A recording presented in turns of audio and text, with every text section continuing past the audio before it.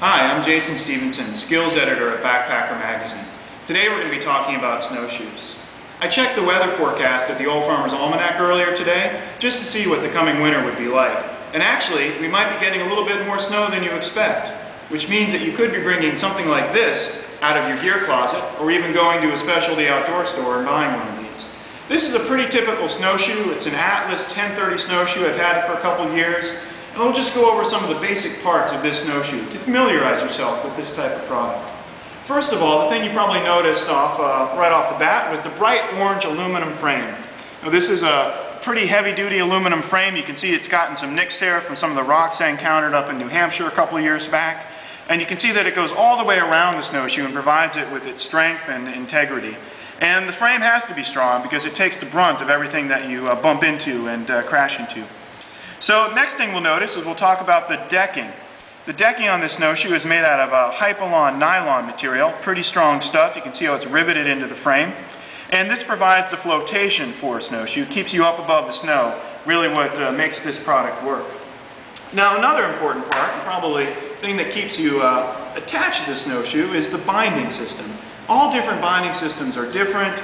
In this Atlas snowshoe, it sort of is a ratchet system, a glorified shoelace I guess, with this webbing kind of socks you into the snowshoe, keeps you there. You can tighten it using these plastic clips and put your heel in back here. Keeps you attached to actually this rotating pivot, which allows you to, of course, walk and move.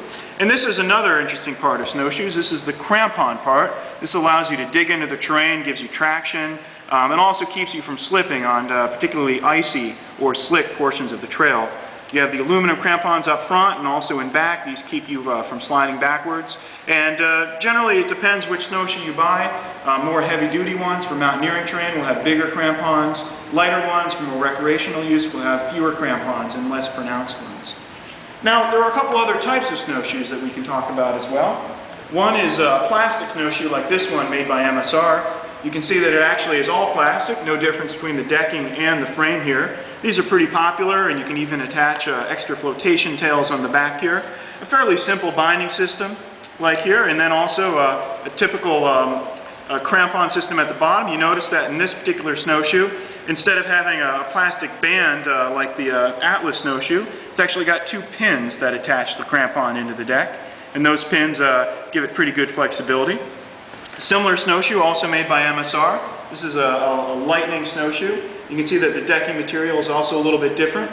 This is a urethane coated nylon, a little bit more rubbery, something you might find in a kind of an inner tube or something like that material. It's attached again to the frame through some rivets and screws. And you notice that the frame is also quite a bit different. It's a very thin blade of aluminum, which makes this particular snowshoe a lot lighter than some of the other ones with tube frames. So there we have it. Little introduction to snowshoes. Let's hope we get a lot of snow this winter. We can go out and use them.